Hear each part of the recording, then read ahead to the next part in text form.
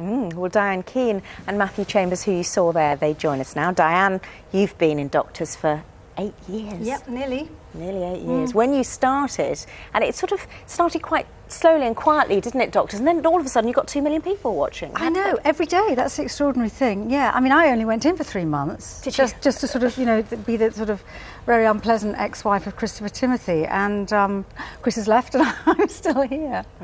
Half an hour a day means you haven't got time to mess about, have you, Rick? Because each episode is a self-contained story, but you know, you've got to get that material down. The shooting schedules are tight, very tight. So, but they don't just do it the way that you do the other. But it's multi-episodic, so you're not just shooting one episode and then the next one and the next one. You're doing bits of more all cameras, of them. isn't it? So that you can all do it that on way. the same day. And at the moment we're triple banking, which means that we're working on 9 half-hour Gosh, scripts. that's terribly confusing. So every day you're recording more than one episode. Bits of 9.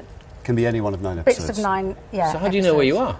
That's a good question. There's a group of people that help. They do, yeah. So lovely continuity. In this episode, you are recovering from the heart attack that we're going to film tomorrow.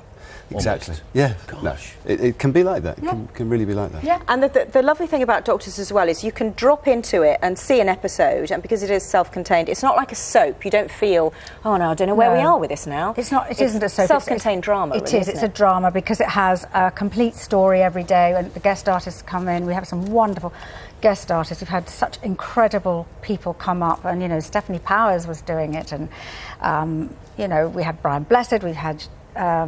Sylvia Sims, Richard Bryars. I mean, they and you just sit there and all these wonderful, your idols come and work with you. It's just amazing. You've had a fair old time with it, both of you. I mean, particularly 2007 was a big year. For you, first of all, because you got involved with that very naughty Chief Superintendent Leo Jackson. Did you think you could trust a policeman? You think you would? It turns out he's a murderer. Exactly. And then you...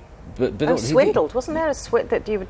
Oh, then I was swindled in the health and spa club? Yeah, I was accused of blowing up the surgery and put in prison for that. Still. And then you turn up in the same year with all sorts of problems. Yes, running away from loan sharks, having built up a load of debt and pill popping and all sorts, gambling addiction. Yeah. So it's very clearly, obviously, works in my surgery. Yeah, you know? very closely researched on GPs and doctors' lives in general. Yeah, then, obviously. yeah. I must say, when you get a copy of the script, you must look through it and your heart's in your mouth, isn't it? And you think, what are they doing with me this week? What are they going to do with my character? Is there a little bit of that, or do they all talk through where your character's going beforehand? Well, no, they're really good, aren't they? That you can go down and have a chat and Just see go and roughly sit where with, you're going. You know, Peter Lloyd, who's in charge of all the scripts, one of our producers, who's lovely, and you just say, right, where is Julia going now? What's going to happen to her?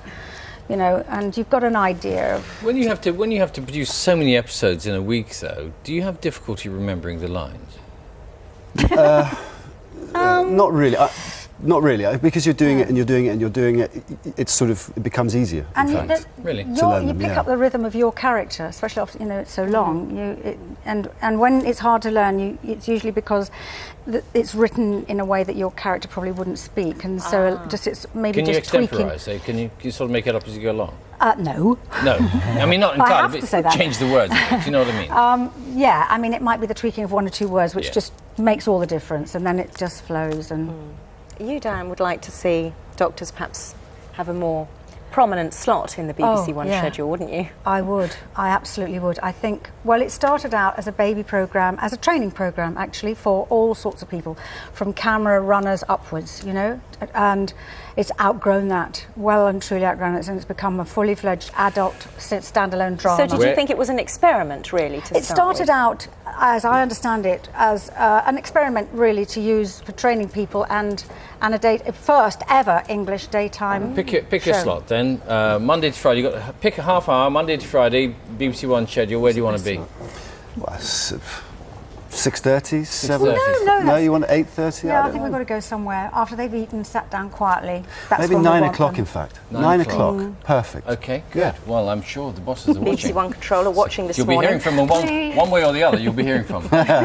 Yes. Well, congratulations. Thank you very much. And enjoy the 10-year anniversary. Thanks for coming in.